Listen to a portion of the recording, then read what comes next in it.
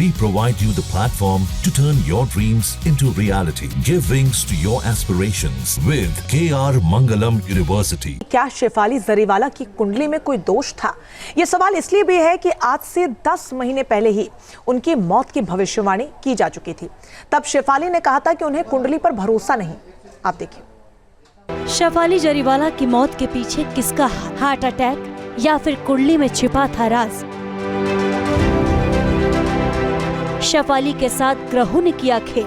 चंद्रमा, बुध और अशुभ केतु का हुआ मेल। 2024 की भविष्यवाणी 2025 में छीन ली कांटा गर्ल की जिंदगानी। शेफाली जरीवाला महज 42 साल की थी, फिट एंड फाइन थी, कोई परेशानी भी नहीं थी, लेकिन शुक्रवार की रात उनकी जिंदगी पर भारी पड़ गई। शेफाली की मौत की वजह कार्डियक अरेस्ट बताया गया। शेफाली की अचानक मौत ने पूरी इंडस्ट्री के साथ साथ उनके फैंस को भी सदमे में डाल दिया। किसी को यकीन नहीं हो रहा था कि इतनी कम उम्र में चुस्त दुरुस्त शेफाली को आखिर मौत ने अपने आगोश में कैसे ले लिया। शेफाली की कुंडली में मौत का राज 10 महीने पहले ही हो चुकी थी भविष्यवाणी।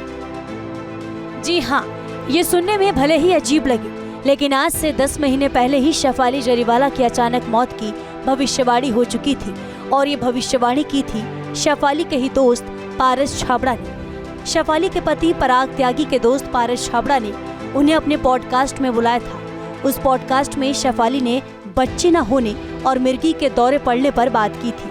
उसी दौरान पारस ने शेफाली से पूछ लिया कि क्या उन्होंने अपनी कुंडली किसी ज्योतिष को दिखाई है। तब शेफाली ने कहा था कि उन्हें तो कुंडली पर भरोसा ही नहीं है। उसी पॉडकास्ट में शेफाली आगे बताती हैं कि उनकी कुंडली तो बनी ही नहीं। फिर शेफाली पूछती है कि मेरी कुंडली अगर आपने देखी है तो उसमें आपको क्या दिखा।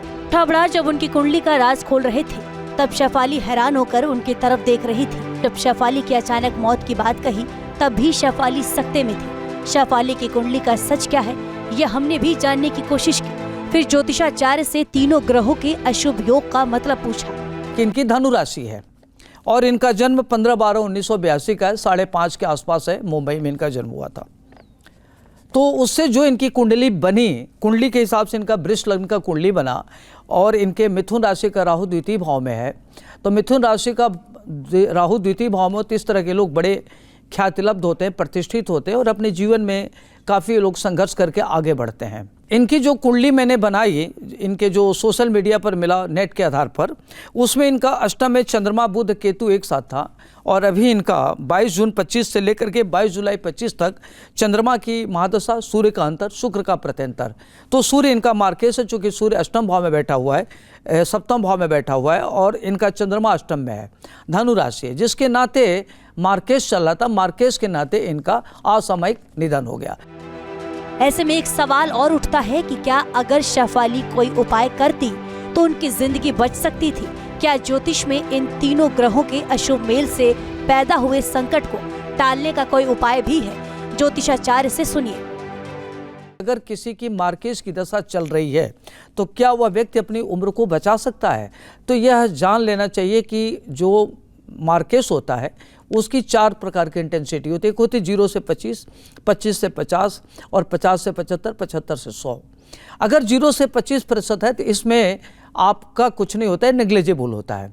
लेकिन अगर 25 से 50% है तो इसमें आप महामृत्युंजय का जप करके व्यक्ति अपने को स्वस्थ रख सकता है। अगर वहीं 50 से 75 या 75 से 100% है तो उसमें महामृत्युंजय का भी असर नहीं पड़ता।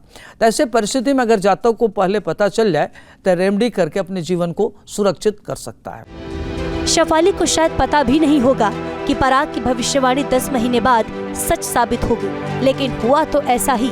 शेफाली ने दुनिया को अलविदा कह दिया और उनके निधन के बाद से ही पराग छाबड़ा की भविष्यवाणी सोशल मीडिया पर काफी वायरल हो रही है। Team news nation.